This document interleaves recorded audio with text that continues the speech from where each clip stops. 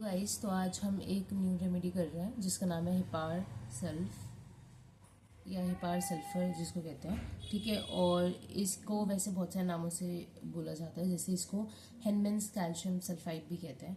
तो आज हम ये वाली रेमेडी करेंगे। सबसे पहले हम इसको अपने नोट से देखेंगे जैसे हम करते हैं। उसके बाद हम एलेंस में भी देखेंगे कि हम कोई पॉइंट ना छोड़ दें। ठीक है, तो जल्दी से स्टार्ट करते हैं विदाउट वेस्टिंग मच टाइम। तो सबसे पहले हिपार सल्फ, इसका थोड़ा सा इंट्रोडक्शन देख लेते हैं। तो ये मिनरल किंगडम की रेमेडी है।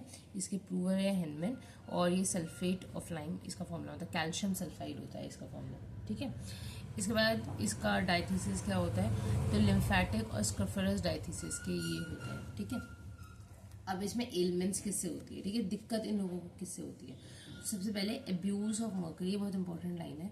ठीक है, तो एब्यूज ऑफ मर्करी है, क्यूनीन है, या सप्रेस कर रखे हैं इरप्शन किसी ने, या बहुत ज़्यादा कोल्ड है उसमें किसी को दिक्कत हो रही है, गोनोरिया या सिफिलिस के बाद कोई एलिमेंट कोई चीज़ शुरू हुई, तो उसमें आप सोच सकते हो क्योंकि इसको इन्हीं चीज़ों से एलिमेंट होता है। ठीक है, इसके अलावा ये जो हिपार सल्फ है वो बॉर्निंग हसन्स के क्रू पाउडर में भी आता है। तो इसके अलावा एकोनाइट, हिपार और स्पॉन्ज, ये 3 रेमेडीज हैं जो कि बॉर्निंग हसन ने एक अपना दिया था 3 क्रू पाउडर्स, उसमें आता है। इस पे हम और डिटेल्स में पढ़ेंगे कि इसको क्यों डाला गया।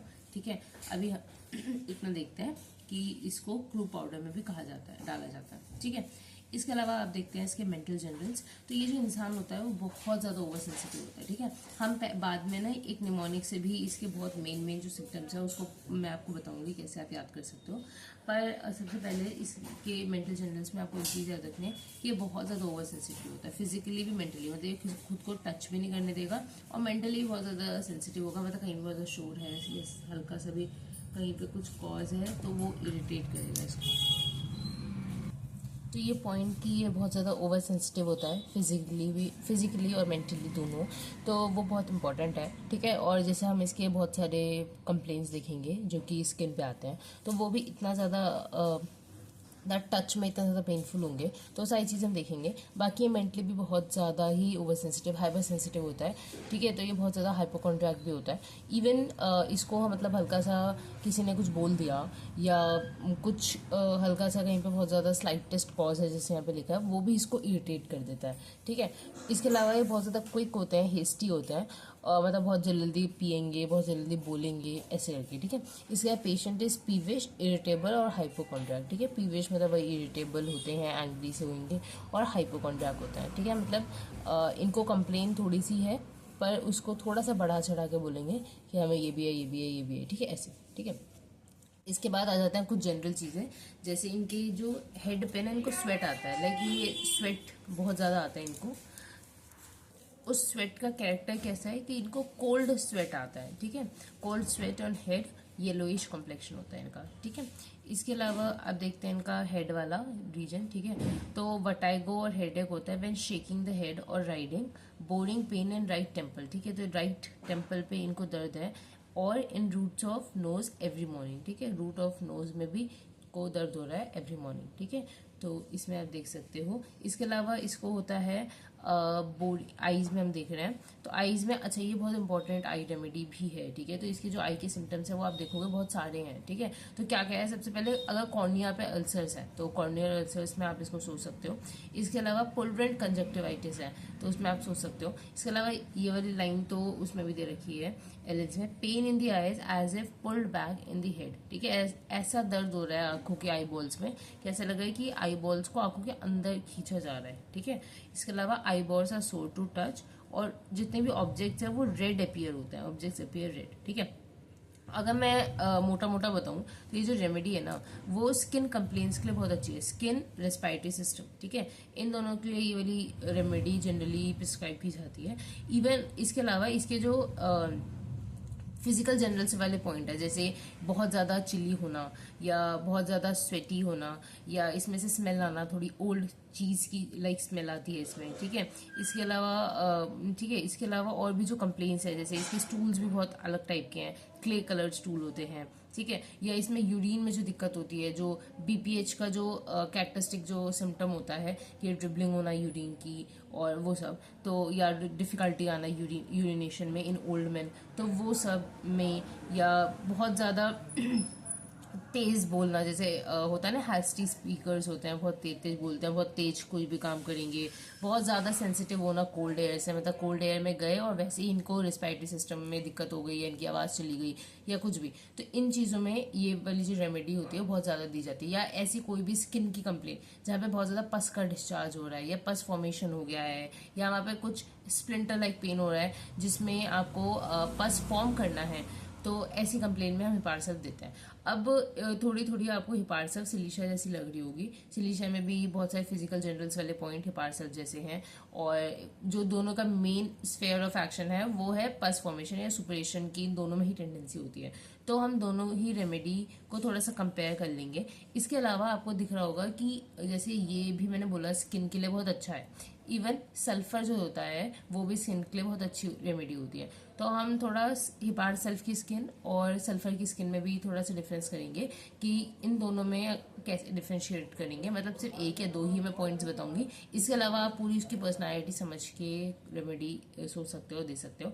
तो हम थे आइस पे, तो आइस पे हमने कर दिया कॉर्निया है, अल्सर्स हैं, ठीक है, पुलरेंट कंजक्टिवाइटिस है, ठीक है, मतलब पुलरेंट कंजक्टिवाइटिस मतलब यहाँ पे पस निकल रहा है, ठीक है, तो ये सब। इसके अलावा आईज में boring pain in upper bones of orbit, ठीक है, तो बोरिंग पेन हो रहा है अगर ऑर्बिट्स में, तो उसमें देंगे। इसके अलावा इसको ना हर मतलब कोई भी कंप्लेन है उसमें पस डिस्चार्ज हो रहा है या पस बनाने वाली टेंडेंसी दिख रही है, तो जैसे इसकी अगर कान में भी अगर दिक्कत है तो उसमें भी डिस्चार्ज हो रहा है, और फीटेड पस मतलब बदबूदार पस फ्रॉम द ईयर्स, ठीक है, और डेफनेस हो सकता है आफ्टर स्कारलेट फीवर, ठीक है। इसके अलावा पॉस्ट्यूल्स है इन ऑडिटरी कैनाल एंड ऑरिकल, ठीक है। इसके अलावा ये देखो, इसका जो लिप है ये इसके मिडल में क्रैक है, ठीक है, तो middle of lower lip are cracked, और इसको न्यूरैल्जिया ऑफ राइट साइड के लिए भी दी जाती है, ठीक है, तो middle of lower lip crack, neuralgia of right side, ठीक है। तो आपने देखा हमने कितनी सारी चीज़ें की। इसके बाद हम आ जाते हैं इसके नोज़ वाले पे, उसके बाद हम रेसिपी स्टार्ट करेंगे। तो नोज़ में आप देख सकते हो कि सबसे पहले इसको स्मेल आती है लाइक ओल्ड चीज़, ठीक है, और इसके अलावा इसके अंदर से भी ऐसी स्मेल आती है, ठीक है। इसके अलावा हे फीवर में दे सकते हैं, तो ऐसा लिखा हुआ है कि अगर किसी को हे फीवर है तो आप पे हिपार 1x से स्टार्ट कर सकते हो, ठीक है। इसके अलावा इसकी जो नोज़ है वो हमेशा स्टॉप हो जाती है जैसे ये कोल्ड एयर में जाता है। तो आपने ये देखा होगा लोगों को कि कोई मतलब ऐसे लोग होते हैं ना कि वो बाइक पे घूमने गए, आए तो नाक बंद है, या हर बारी ऐसा हो जाता है, या बहुत ज़्यादा मतलब कोल्ड एयर में जाते ही कोई कंप्लेन स्टार्ट हो जाती है। तो मतलब ये जो होता है इसको एलिमेंट्स कोल्ड एयर में जाना या कोल्ड इन जनरल कोल्ड से होती है इसको, ठीक है, तो इसलिए stopped up every time he goes out in cold air, ठीक है। आप देखते हैं रेस्पिरेटरी सिस्टम।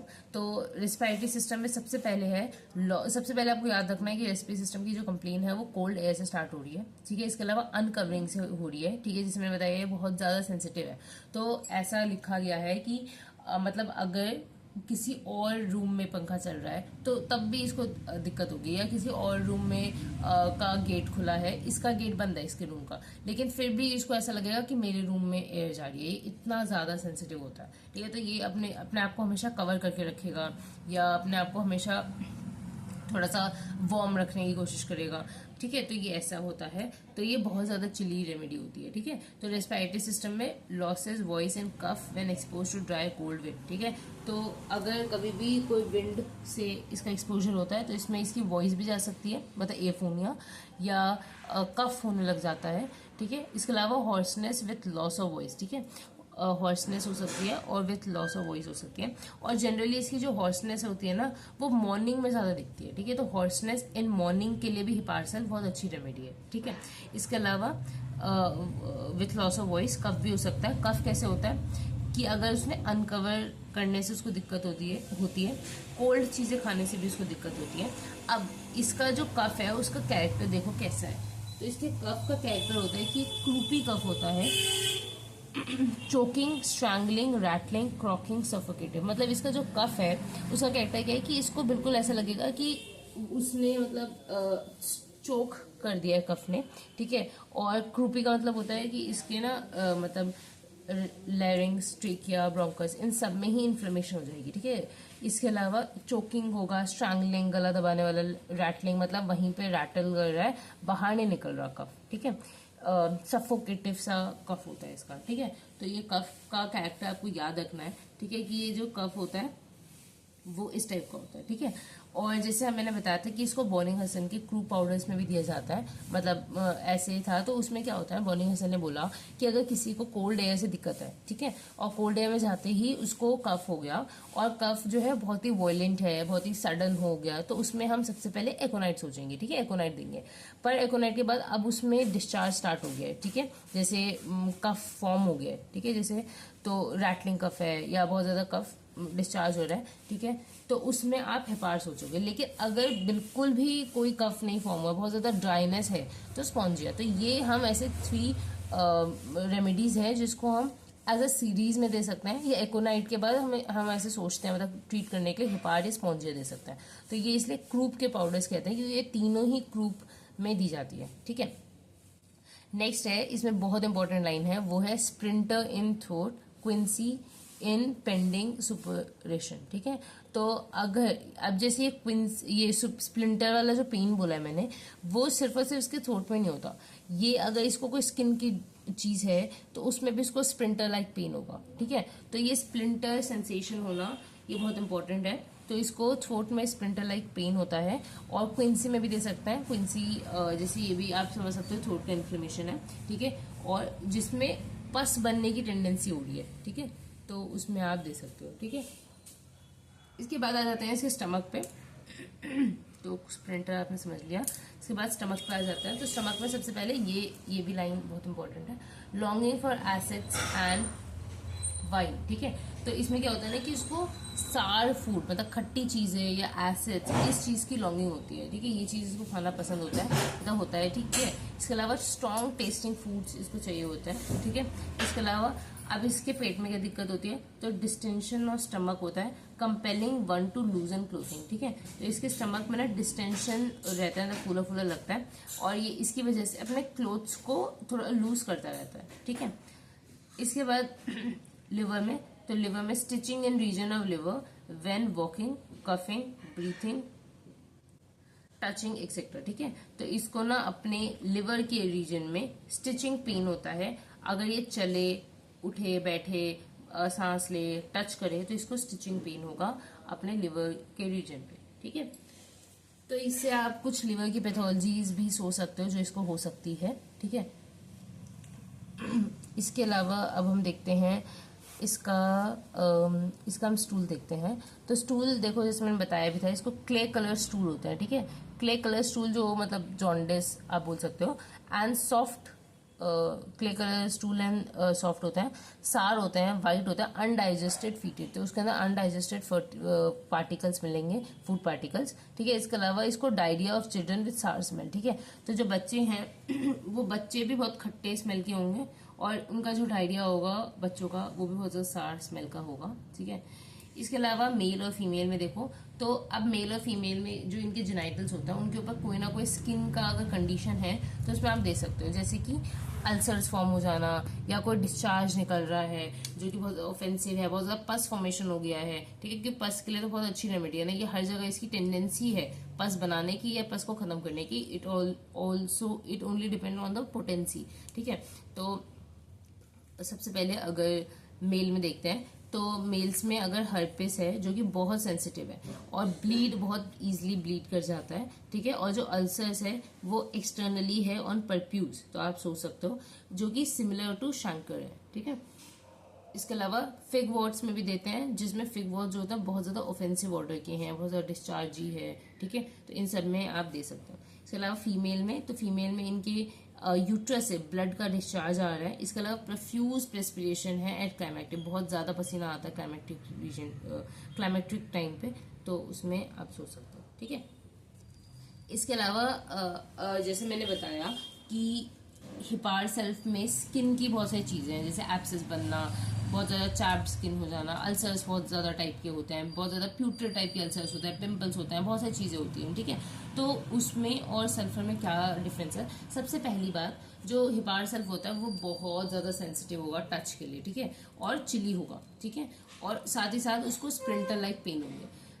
वहीं पे जो सल्फर होता है, सल्फर हॉट रेमेडी होती है, और जो सल्फर होता है उसको बर्निंग होती है, पूरी बॉडी में बर्निंग होती है, थ्रू आउट बॉडी में, ठीक है, और उसके जो डिस्चार्ज होते हैं इतने ज़्यादा ऑफेंसिव नहीं होते हैं एज कम्पेयर टू उसके डिस्चार्ज थोड़े से एक्रेट ज़्यादा होता है, एक्रेट साइड, ठीक है, और उसको पूरी ही बॉडी में बर्निंग होती है। तो और वो इतना सेंसिटिव भी नहीं होता टच के लिए, ठीक है। तो ये सब चीज़ें, इसके अलावा जो सल्फर है उसकी मेंटल जनरल्स, उसकी जो मेंटल्स है वो बहुत ईजिली पकड़ में आ जाता है कि वो मतलब मेंटली कैसा है। हिपार सल्फ के जनरली मेंटल्स पे पता नहीं रेमेडी मिलती, आई थिंक रेमेडी नहीं दी जाती, फिजिकल पॉइंट्स पे ज़्यादा दी जाती है, ठीक है। तो ये चीज़ों पे आप डिफ्रेंशिएट कर सकते हो कि ये हिपार सल्फ की स्किन है या एक सल्फर की स्किन है, ठीक है।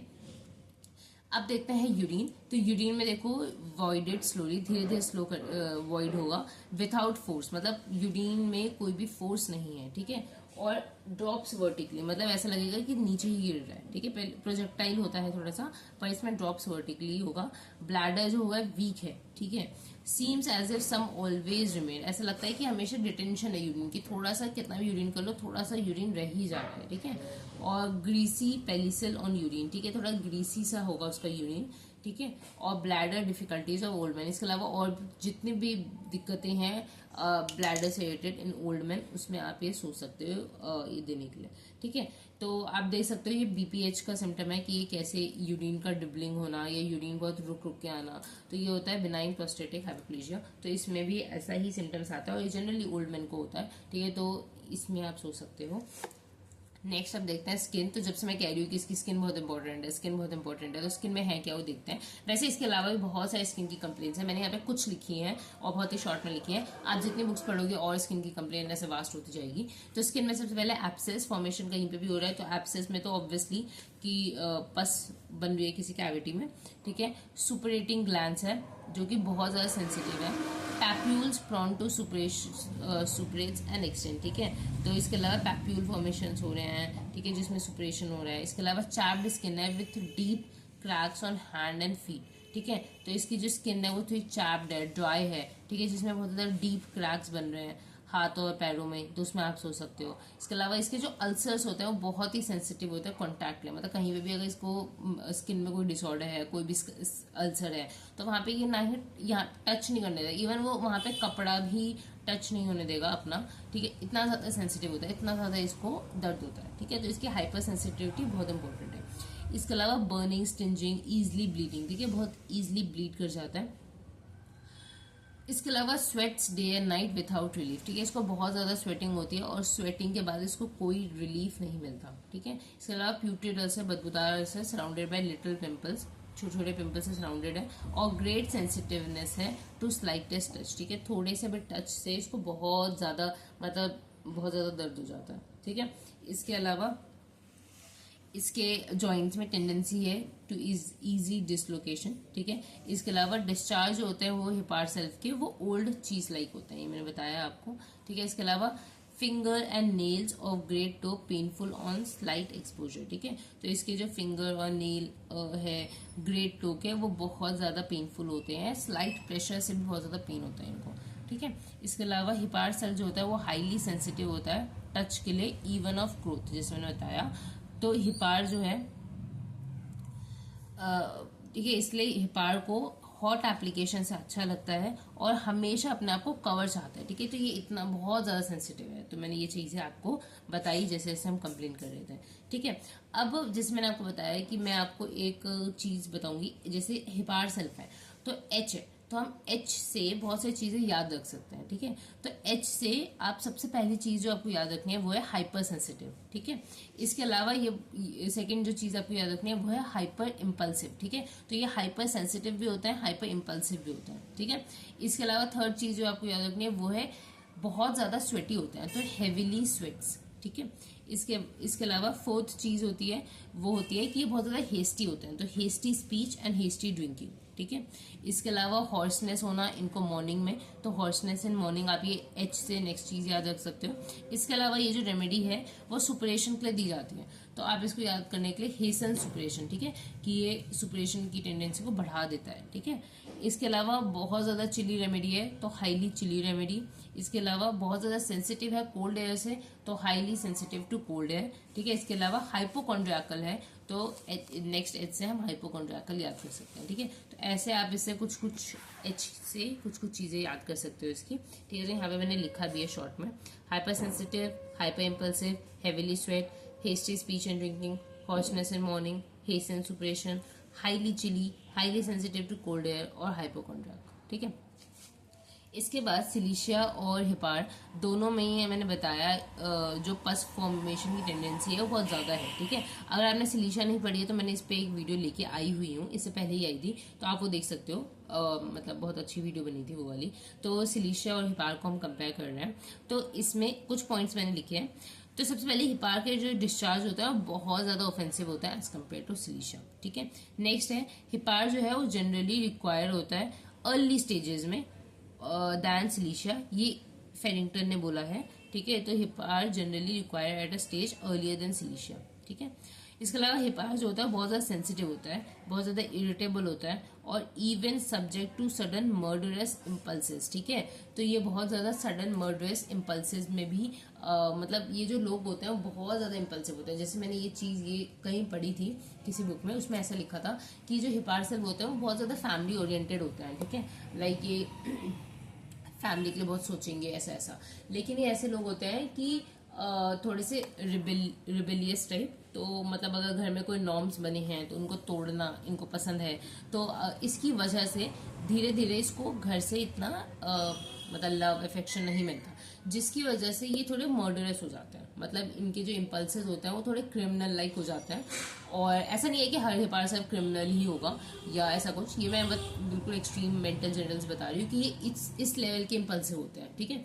या एक और कहीं लाइन पढ़ी थी मैंने, या शायद हमारे कॉलेज में हमारे टीचर्स ने बताई थी, उसमें ऐसा था कि अगर हिपार सेल्फ का कोई बार्बर होगा, बार्बर जो बाल काटता है, तो वो होगा, तो वो चाह रहा होता है कि मैं अपने जो क्लाइंट्स आए हैं उनके गले काट दूं, मतलब ये इतने ज़्यादा इम्पल्सिव होते हैं। तो ऐसा हिपार सेल में होता है, तो ये थोड़े से इस टाइप की क्रिमिनल लाइक टेंडेंसी होती है इनके अंदर, इतना ज़्यादा इम्पल्सिवनेस होता है, ठीक है। तो ये हमने पढ़ा है हिपार सेल्फ कुछ बुक से। अब हम देख लेते हैं कि कुछ हमने छोड़ तो नहीं दिया एलन से भी। तो सबसे पहले हिपार सेल्फ जो है सल्फेट ऑफ लाइम कहते हैं, कैल्शियम सल्फाइड है इसका पूरा नाम, ठीक है। फॉर टॉर्बिट, टॉर्बिट का मतलब होता है lazy, lymphatic constitution, person with light hair complexion, slow to act, muscles are soft and flabby, ठीक है। तो मसल्स होते हैं वो सॉफ्ट और फ्लैबी से होते हैं, ठीक है। ये सेम ऐसा ही कैलकेरिया भी होता है, कैलकेरिया कब, तो दोनों की कॉन्स्टिट्यूशन बहुत ही ज्यादा सिमिलर होता है, ठीक है। जैसे मैंने यहाँ पे लिखा है आउटरेजियस चाइल्ड होते हैं ये लोग, ठीक है। नेक्स्ट मेंटल जनरल्स, तो ये हमने पढ़ लिया, ओवर सेंसिटिव होता है फिजिकली और मेंटली, स्लाइटेस्ट कॉज जो है इनको इरिटेट करता है और बहुत ज्यादा क्विक हेस्टी स्पीच होती है, हेस्टी ड्रिंकिंग होती है, ठीक है। Patient is peevish, angry at least trifle, ठीक है। और हाइपोकॉन्ड्रियाकल होते हैं, अनरीजनेबली एंग्शियस होते हैं, ठीक है। इसके अलावा वीक मेमोरी होती है और इनको सैडनेस जो होती है वो शाम के टाइम इनको सैडनेस हो जाती है कि बहुत ज्यादा इनको बुरा बुरा लगने लगेगा, ठीक है। नेक्स्ट है फिजिकल जनरल, तो disease with symptom has been injured by the abuse of mercury, ठीक है। तो अब आप सोचोगे कि मर्करी से क्यों ही कोई अब्यूज हो रहा है, तो जनरली पहले जो होता था मर्करी को सिफिलिस की ट्रीटमेंट के लिए दिया जाता था, आज भी आई थिंक दिया जाता है कहीं कहीं। तो अगर उसके बाद कोई बहुत ज्यादा एलिमेंट स्टार्ट हो गए तो उसमें आप देख सकते हो। इसके अलावा एक्सट्रीमली सेंसिटिव होता है कोल्ड एयर का, imagine he can feel the air if a door is open in the next room, ये मैंने चीज बताई कि नेक्स्ट रूम में कोई डोर खुला है इसको तब भी इतनी ठंड लगेगी, ठीक है। Must be wrap to the face even in hot weather, गर्म वेदर में भी अगर कोई बहुत अच्छे से अपने आप को मुंह तक रैप करके आ रहा है तो आप सोच सकते हो। Can not bear to be uncovered, ठीक है। Takes cold from slightest exposure to fresh air, ठीक है। इसके अलावा sweats profusely day and night without relief, ठीक है। तो स्वेट इसको आता है बहुत ज्यादा और विथआउट रिलीफ होता है, रात को भी आएगा सुबह हर टाइम। प्रेस्पायरेशन कैसा होता है, सार होता है, ऑफेंसिव होता है, easily on every mental and physical exertion, ठीक है। तो कोई भी मेंटल या फिजिकल एक्सर्शन है उसके बाद बहुत ज्यादा ऑफेंसिव सार स्वेट आ रहा है तो उसके बाद आप देख सकते हो, ठीक है। आईज में क्या है, eyeball sore to touch है, pain as if they would be pulled back into head, हमने ये पढ़ा, ठीक है। इसके अलावा कॉर्नियल अल्सर्स, इरेटाइटिस, बहुत सारी चीजों में इसको दिखते हैं, ठीक है। इसके बाद फेस पे तो middle of lower lip cracked है, ठीक है, तो ये इसमें आप देख सकते हो। इसके अलावा थ्रोट में सेंसेशन है स्प्लिंटर लाइक, ठीक है। फिश बोन और प्लग इन द थ्रोट, ये सेम चीज अर्जेंटिकम और नाइट्रिक एसिड में भी होती है। इसके अलावा क्विंसी व्हेन सुपरेशन थ्रेटन्स, ठीक है, क्विंसी में आप दे सकते हो। Chronic hypertrophy with hardness of hearing, ठीक है, क्रॉनिक हाइपरट्रॉफी हो गई है ग्लैंड्स की, जिसकी बाद वो उसको सुनने में दिक्कत हो रही है, तो उसमें भी आप सोच सकते हो, ठीक है। इसके बाद है जीआईटी, तो जीआईटी में सबसे पहले डायरिया ऑफ चिल्ड्रन विद सार स्मेल, मतलब डायरिया है बच्चे को जो कि बहुत ज्यादा सार स्मेल का है, ठीक है। ये सारी चीजें हमने देखी, ठीक है, क्ले कलर स्टूल्स है। यूरिन सिस्टम में यूरिन जो होता है फ्लो इम्पिडेड है, मतलब रुका हुआ है, वॉइडेड स्लोली, धीरे धीरे वॉइड होता है, विदाउट फोर्स, कोई फोर्स नहीं है, वर्टिकली ड्रॉप हो जाता है, is obliged to wait a while before it passes, और बहुत देर रुकना पड़ता है इसको यूरिन पास करने के लिए, ठीक है। Bladder is weak, is unable to finish, seem as if some urine always remain, ठीक है। इसके बाद रेस्पिरेटरी सिस्टम में तो pain at the root of nose हमने पढ़ा। इसके अलावा कफ जो होता है when any part of body is uncovered, ठीक है, croupy, croaky, strangling from exposure to dry west wind और लैंड विंड, ये सेम चीज एकोनाइट में भी होती है, स्पॉन्जिया में भी होती है, ठीक है। नेक्स्ट अस्थमा, अस्थमा में कैसे कंडीशन हो जाती है इसकी, तो ब्रीथिंग एंग्शियस होगा, वीजिंग होगा, रैटलिंग होगा, short deep breathing, threaten suffocation, ठीक है। मस्ट बेंड, ये अब ये लाइन बहुत इंपॉर्टेंट है, must bend head back and sit up, ठीक है। तो इसको अस्थमा में रिलीफ कैसे मिलता है कि जब ये अपना जो हेड है उसको पीछे की तरफ बेंड करता है और बैठता है, तो जब इसको अस्थमा में आराम मिलेगा। और आफ्टर सप्रेस्ड इरप्शन, को इरप्शन स्किन पे आया उसके बाद उसको सप्रेस कर दिया, उसके बाद अब अस्थमा की कंडीशन आ रही है तो उसमें भी आप हिपार्सा सोच सकते हो, सोराइनम भी सोचा जा सकता है, ठीक है। इसके बाद croup after exposure to dry cold wind, aconite, अब इसका क्रूप होता कैसा है, deep rough barking cough with hoarseness and rattling of mucus, और इसको दिक्कत होती है cold air, cold drinks before midnight और टुवर्ड्स मॉर्निंग, ठीक है, मतलब 12 से 2 बजे के अराउंड इसको बहुत ज्यादा दिक्कत होती है, ठीक है। स्किन में देखो फर्स्ट लाइन ही लिखी है, छोटी सी भी इंजरी होगी तो उससे इसको सुपरेशन हो जाएगा, वहां पे पस बन जाएगा, ठीक है। तो स्लाइटेस्ट इंजरी कॉज सुपरेशन, ठीक है। In disease where suppuration seems inevitable, hepar में open the abscess and hasten the cure, ठीक है। तो ऐसे कोई भी डिजीज जहाँ पे मतलब जहाँ पे पस बनना ही बनना है वहां पे आप रोक नहीं सकते पस बनाना, तो आप ये रेमेडी देके पस जल्दी बना सकते हो और जो क्योर है वो जल्दी आएगा फिर, ठीक है। इसके अलावा स्किन जो है बहुत सेंसिटिव है टच के लिए, can not be even close to touch affected part, ठीक है। इसके अलावा skin infections extremely sensitive to touch, the pain often cause fainting, ठीक है, इतना ज्यादा दर्द है कि इसको पेन से ये बेहोश भी हो सकता है, ठीक है। नेक्स्ट है अल्सर्स, हर्पीज, जो कि जिसके आसपास लिटिल पिंपल्स हैं, पस्ट्यूल्स हैं, और उन सब में भी पस बहुत ज़्यादा डिस्चार्ज हो रहा है, और वो स्प्रेड कैसे हो रहे हैं, बाय कोलेसिन, ठीक है। इसके अलावा इसको एग्रवेशन कैसे होता है, लाइंग ऑन पेनफुल साइड, ठीक है, और कोल्ड एयर से इसको एग्रवेशन है।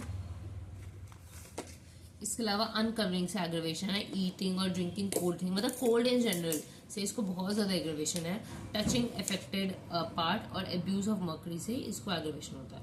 आराम कैसे मिलता है, वार्म से इन जनरल, आर्सेनिक में भी होता है, रैपिंग अप वार्मली, ठीक है, specially the head, damp wet weather में इन सबको आराम मिलता है, ठीक है। तो आप देख सकते हो कि कैसी थी ये रेमेडी, मतलब बहुत सारे पॉइंट्स आपको याद हो भी गए होंगे, तो इतनी कुछ डिफिकल्ट नहीं थी। तो कहीं पे भी आपको इस टाइप की प्रेजेंटेशन मिले स्किन की, रेस्पी सिस्टम की, उसके एलिमेंट्स मैच करे, उसका पॉज मैच करे, उसके जनरल्स और एग्रवेशन रिलीफ कैसे मिलता है वो सब मैच करे, तो हम ये रेमेडी सोच सकते हैं। तो that's it for this video. आपको अगर पसंद आई तो आप मुझे बताना कैसी लगी वीडियो, या कुछ भी चेंजेस करना है वो भी मुझे कमेंट सेक्शन में बताना। तो that's it for this video. अगर आपको पसंद आई तो आप अपने दोस्तों के साथ भी शेयर कर सकते हो। तो अब वीडियो बंद करते हैं, बाय गाइस।